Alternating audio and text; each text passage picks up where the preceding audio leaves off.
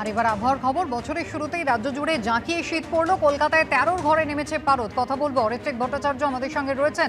অরিত্রিক, অতি প্রত্যাশিত শীত অবশেষে নতুন বছরে অনুভূত হচ্ছে, কতদিন থাকবে এই আবহাওয়া? দেখো, তোমাকে প্রথমেই যেটা বলি, গতকালকে আমরা দেখেছিলাম যে 1 ডিগ্রি তাপমাত্রা কমেছিল কলকাতায়। গতকালকের থেকে আরো 1 ডিগ্রি কমে আজকের তাপমাত্রা 13.2 ডিগ্রি। বেশ কয়েকদিন পর তাপমাত্রা স্বাভাবিকের নিচে নামলো কলকাতায়। এটা যেমন একদিকে কিছুটা ভালো খবর, কিন্তু তার সঙ্গে খারাপ খবরটাও কিন্তু জড়িয়ে রয়েছে। তার কারণ ইতিমধ্যেই যেটা আলিপুর আবহাওয়া দপ্তর বলছে যে আরো পশ্চিমী ঝঞ্ঝা তৈরি হচ্ছে এবং সেই পশ্চিমী ঝঞ্ঝার প্রভাব কিন্তু পড়বে এবং তার জেরে শীতের যে উত্তরে হাওয়া সেটা কিন্তু আরো বাধাপ্রাপ্ত হবে। নতুন করে 4 জানুয়ারির পর পশ্চিমী ঝঞ্ঝা ঢোকার সম্ভাবনা রয়েছে। তাতেই শীতের যে প্রভাবটা এই মুহূর্তে চলছে সেটা বাধাপ্রাপ্ত হবে। উইকেন্ডে গিয়ে কিছুটা উষ্ণতা বাড়বে।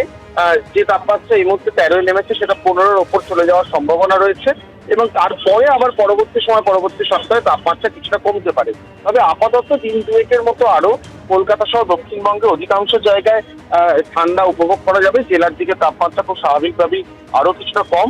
দার্জিলিং এ হালকা তুষারপাতের সামান্য সম্ভাবনা রয়েছে এবং উত্তরবঙ্গের বাকি অংশে ঘন কুয়াশার সতর্কতা রয়েছে এবং দক্ষিণবঙ্গ হালকা থেকে মাঝারি কুয়াশার সম্ভাবনা বেশি, এমনটাই আলিপুর আবহাওয়া দপ্তর জানাচ্ছে। অরিত্রিক, ধন্যবাদ।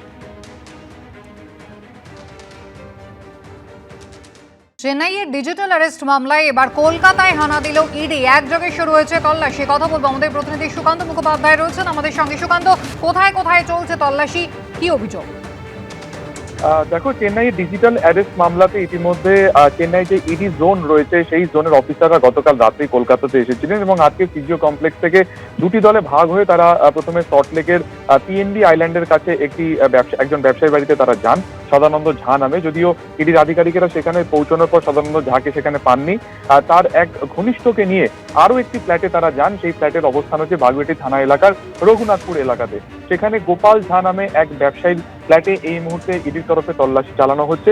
ইডি সূত্রে যেটা জানা যাচ্ছে যে ডিজিটাল অ্যারেস্ট অর্থাৎ যে ঘটনার কথা আমরা দেখেছি এর আগে প্রধানমন্ত্রীও মন কি বাত বা বিভিন্ন অনুষ্ঠানে বলেছিলেন যে ডিজিটাল অ্যারেস্টের নামে বিভিন্ন নিরীহ লোককে ঠকানো হচ্ছে, তাদেরকে বিভিন্ন সমন পাঠানো হচ্ছে সিবিআই বা ইডির তরফে এবং পরবর্তীকালে সেই ব্যক্তি যদি তাতে প্রতিক্রিয়া জানান তাহলে তাদের কাছ থেকে অনলাইনেই টাকা চাওয়া হচ্ছে। ফলত এটাকে পোশাকি নাম দেওয়া হয়েছে ডিজিটাল অ্যারেস্ট।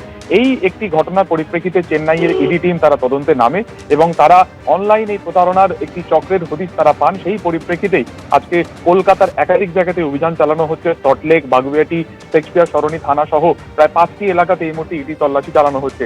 যে সমস্ত ব্যবসায়ীর নাম ইতিমধ্যে উঠে আসছে অর্থাৎ সদানন্দ ঝা কিংবা গোপাল ঝা, এদের কি ভূমিকা রয়েছে এই অনলাইন প্রতারণার ক্ষেত্রে, তাদের কি ভূমিকা রয়েছে পুরোটাই তারা খতিয়ে দেখেন এবং এই মুহূর্তে সকাল থেকে ইডির এই তৎপরতার জেরে বিভিন্ন জায়গাতে কিন্তু ইডি তল্লাশি অভিযান চালাচ্ছেন। পাশাপাশি এই সমস্ত ব্যবসায়ীদের ওয়্যার অ্যাবাউট বা তাদের জিজ্ঞাসাবাদের পদ্ধতি তারা কিন্তু ইতিমধ্যে চালাচ্ছে।